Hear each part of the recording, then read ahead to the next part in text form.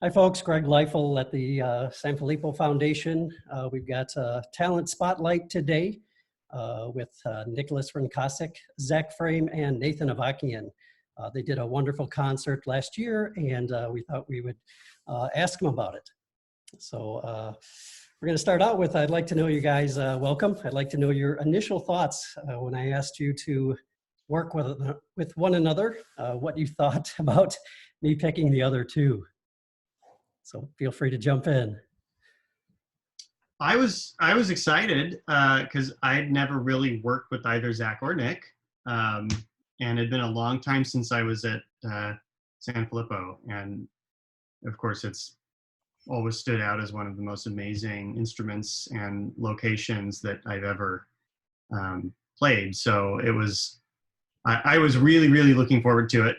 And I really enjoyed, that was my biggest takeaway, was how much I enjoyed working with Zach and Nick. Great.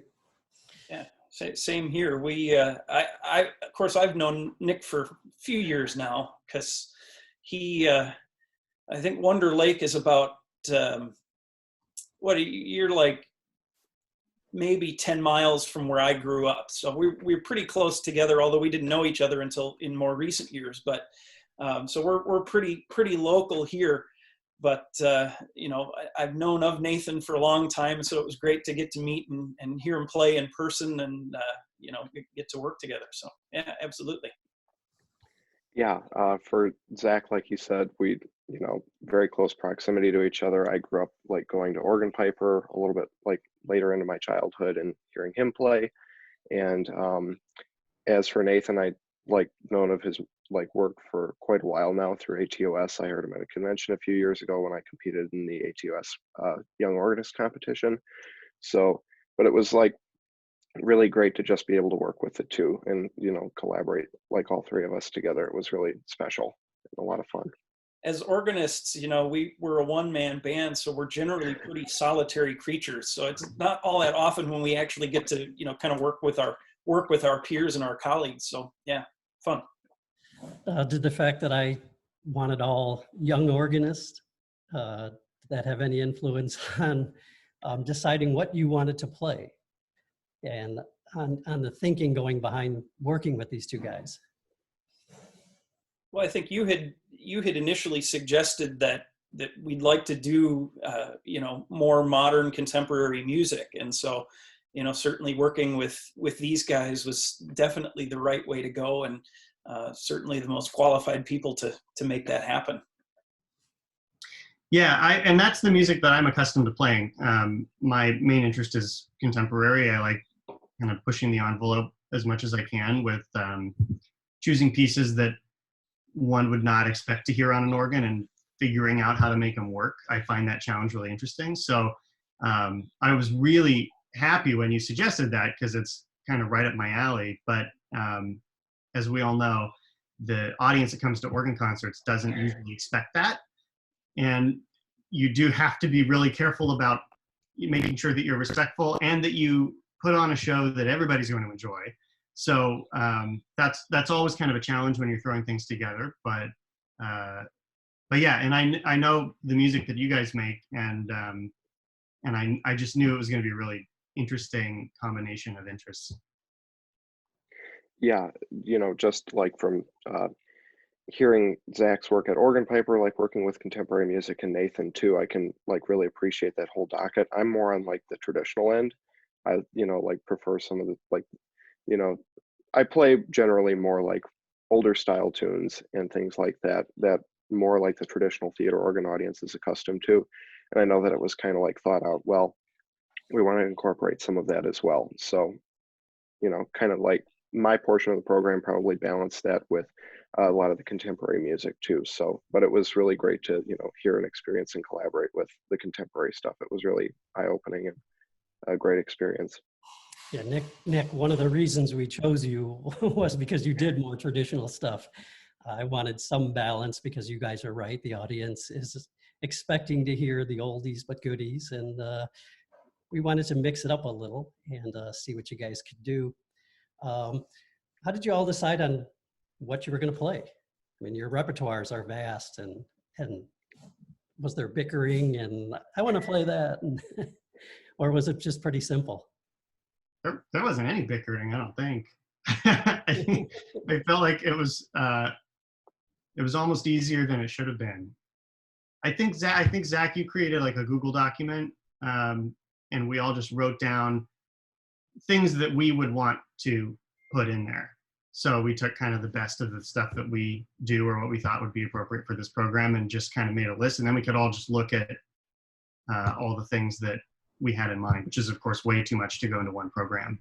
And but that made it really easy to kind of see where our interests were and what the things we were excited about doing. And then we found some common ground and figured out what we might be able to collaborate on, and went from there. So that was really helpful to start off that way. But here's the thing, that every time I talked to one of you guys, you kept asking me, are you sure you want us to play the modern stuff? Like you were a little apprehensive about the audience reaction. And I kept going, yeah, surprise me. And we really want to sort of push the envelope here with what your interests are, what you guys are playing. And knowing we had Nick to balance that with something traditional, I wasn't worried. But were you guys worried? Because you kept asking me. I guess, for me, I play a lot of modern music. That's what I do at the pizza restaurant. But the pizza restaurant and the Sanfilippo estate are very different kind of settings. And so, me being close and being able to go to the estate and seeing so many of our heroes play that instrument and do what they do in that setting, it was kind of, it's just a different thing, and that's great. It was an awesome show, but I was surprised, I'll admit it. And I know, some of our theater organ kind of, I guess you could say diehards have their opinions on what should and shouldn't be played. And so, sometimes that's taken into consideration as well. I know, like Nathan, you've made kind of a name for yourself playing these arrangements and doing all of this really amazing stuff.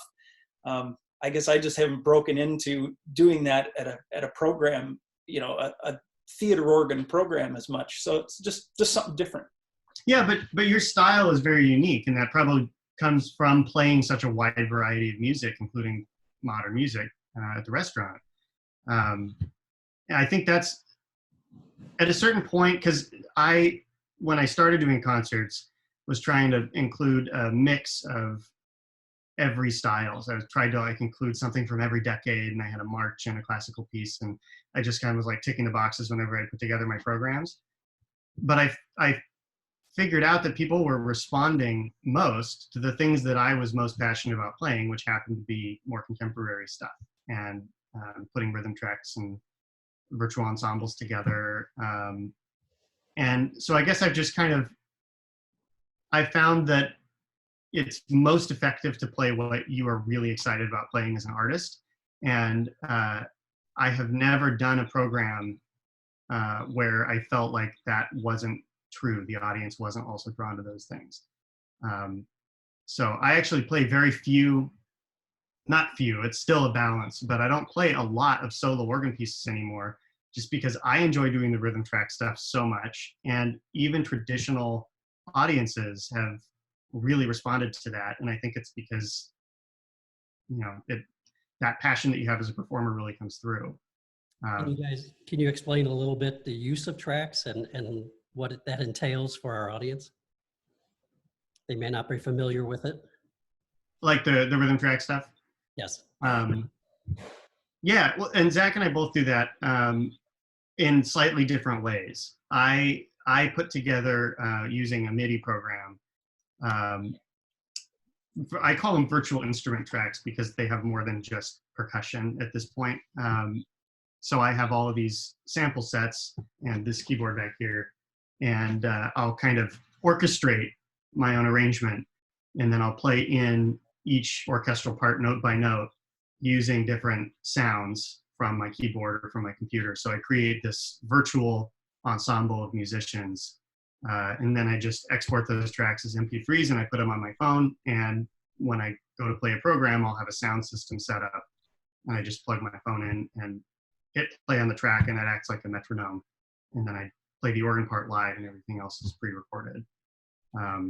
Zach can probably talk more about the unit that he uses, which I'm not quite as familiar with. We all have our different ways that we do it. Right. So I use here, I have mine sitting here.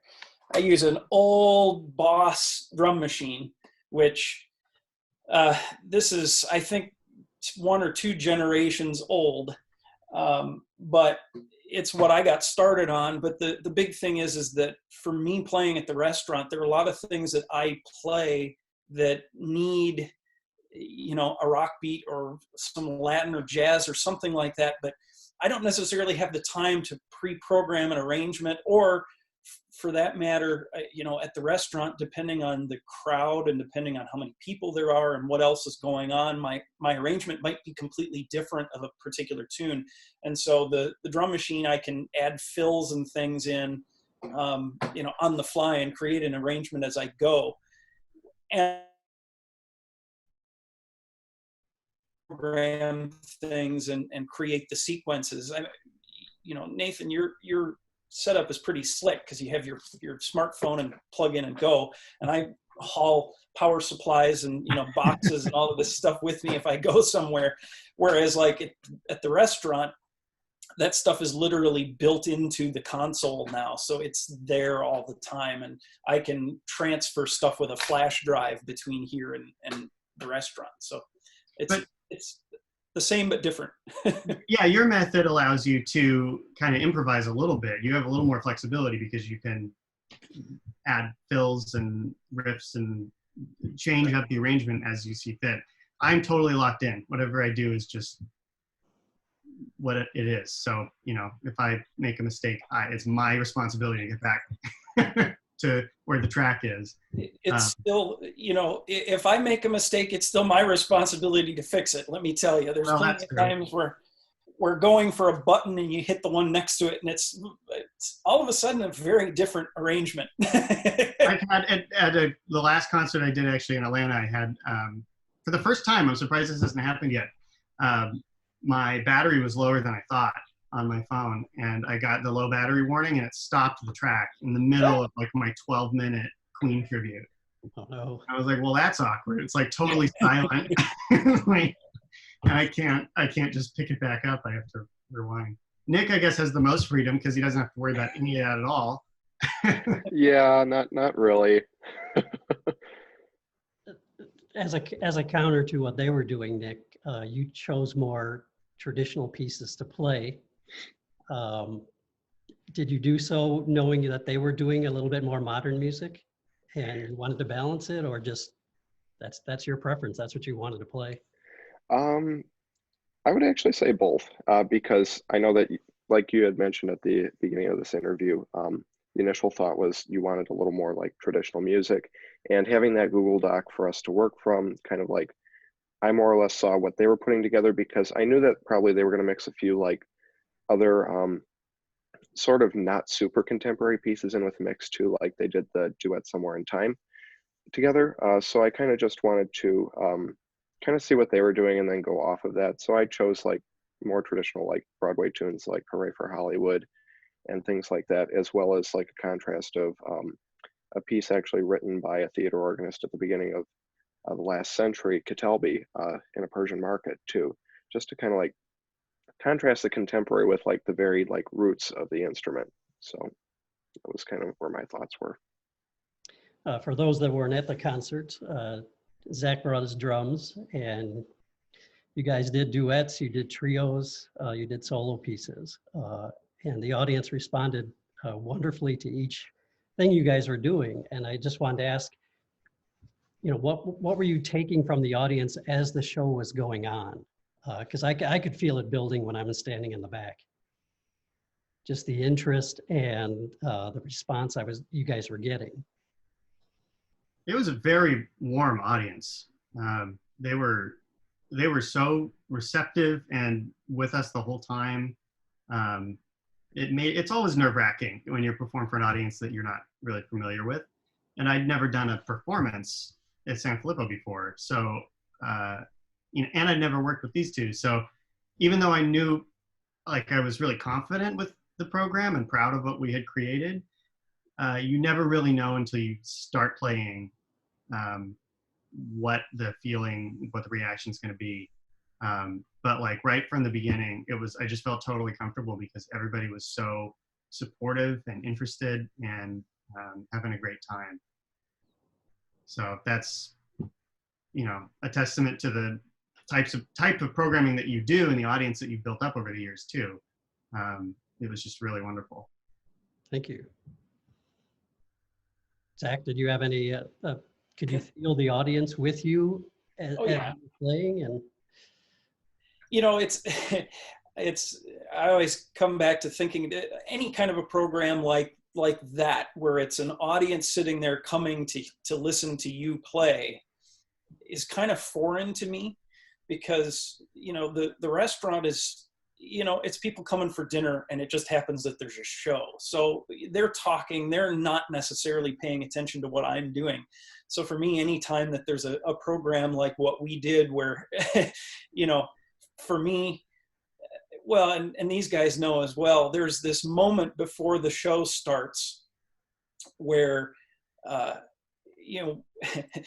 there's always this bottom of the pit thing where you're sitting at the console with the console down in the hole, and the audience really can't see you, but you kind of have this moment where it's you, the organ, and it's about to happen. And so it's always, the adrenaline starts going, and then it's time for the show. And so, once you play the first notes, then it's game on, and let's go have some fun. And that's the whole idea of this, I think. That's why we put you as the opener, so we didn't have to go through that. Oh, thanks. Nick, you came on second to play right after Zach's opening number. How was that moment? I have to agree wholeheartedly with Zach, especially in that situation where, it's such a magnificent instrument, and it's, that room was at full capacity too. And it's just like, wow. And I noticed, like, throughout the program, I kind of like get feelers like with eye contact in the audience, and everybody seemed really like very, very interested, like almost on the edge of their seat the whole program, which I've never really seen, at least from my perspective when I played. I don't know if it's just me, could be, but concert wise, just seeing the audience so engaged, just from the variety of music and everything, it was really, inspiring. And it just kind of like fed our adrenaline too, I'd say. It just like made us even more excited to perform for them. Well, it wasn't you, it's just you. We tend to have an older type audience. This show quickly sold out. I think a lot of it was just the anticipation of what are these young gentlemen going to do? And that was the excitement in the room. And even before it started, people were thanking me for putting you three together. I think the anticipation was so great. You guys obviously rose to the challenge of it. Nathan came on third with Uptown Funk. I mean, how wonderful was that? So,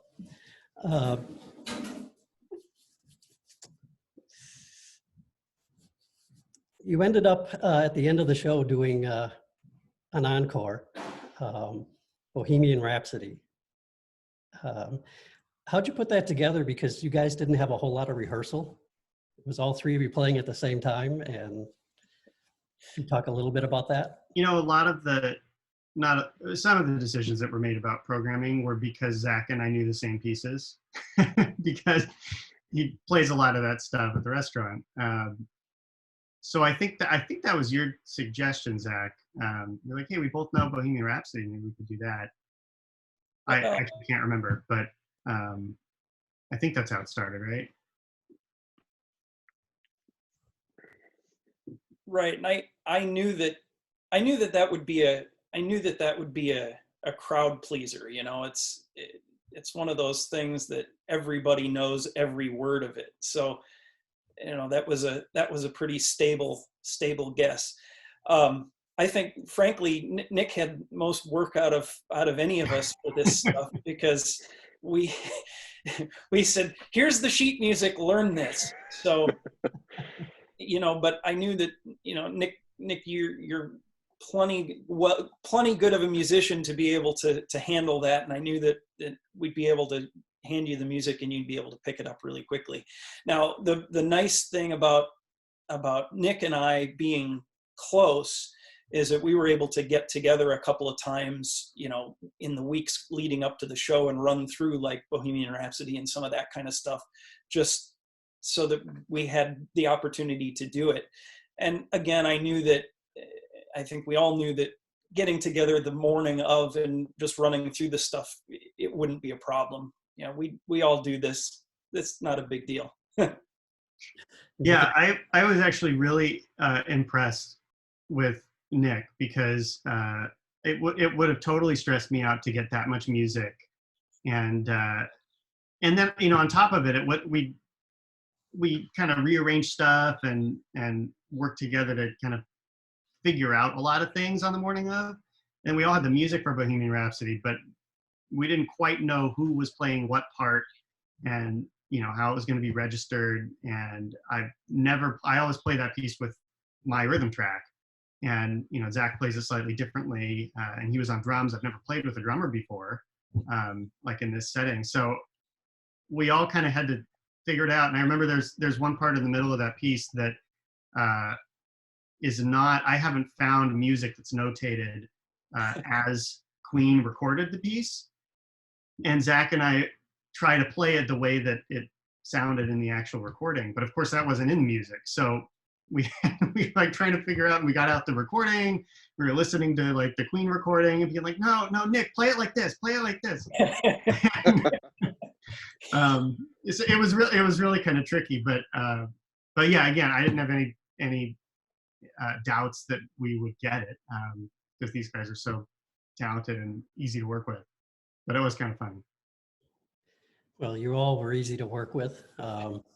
We called the concert 3 Under 33 because the oldest one of you was under 33 years old.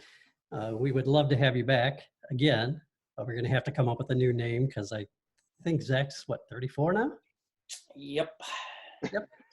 So, well, wait, no, I am 33 now, so it's 33 or under, I guess, is what it would have to be, but that's okay. I guess we could hold out and do a 4 Under 44. We could always add. Yeah. Well, I want to thank you all for this. It was a pleasure to have you at Sanfilippo. Our audience, as soon as they're walking out the door, they're asking me when you guys are coming back. So we want to make that happen. Of course, everything's been pushed back sort of a year with what's going on in the world. Everybody we had to cancel this year, we'll just roll in next year, but we're going to see if we can get some more stuff in. We can't take a year off and not bring people music. So we're going to find a way to do more of this. Just one final question. What are you all working on now that you're home? I'll go first. I actually have been, I've been really enjoying this past couple months to relax. So I haven't been as musically productive as I normally would have been, but I've got a couple arrangements I'm working on. I'm going back through and I'm notating a lot of my earlier arrangements and compositions that I'll be able to publish at some point. And I'm still, the International Youth Silent Film Festival is going strong, so I'm in the process of working on a new composition for that. All of those regional festivals are going virtual, so there's still a lot of work, a lot of exciting things happening music-wise there.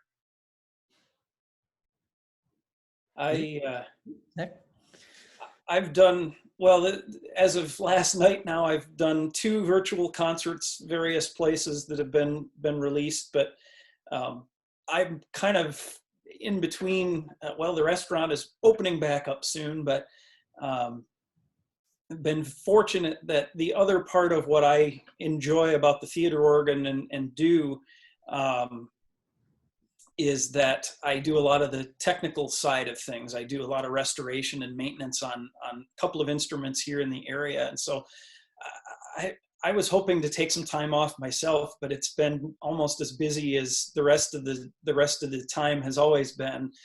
It's just been, instead of playing, I've been fixing and upgrading and restoring and rebuilding and making some parts and doing all that kind of stuff. So has actually been busy. Good.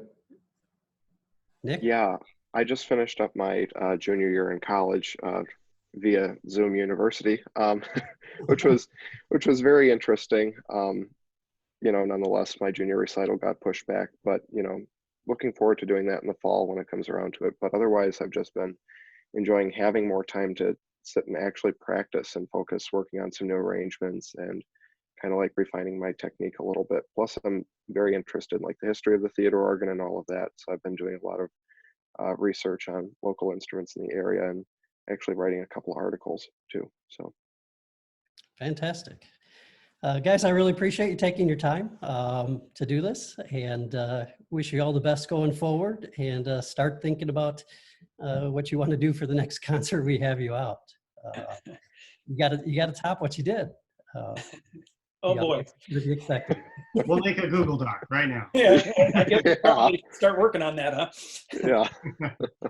Well, thank you, Greg, for all of your work to put together these programs. I think it's wonderful that you are encouraging this type of presentation, and I'm really, really honored to be a part of it.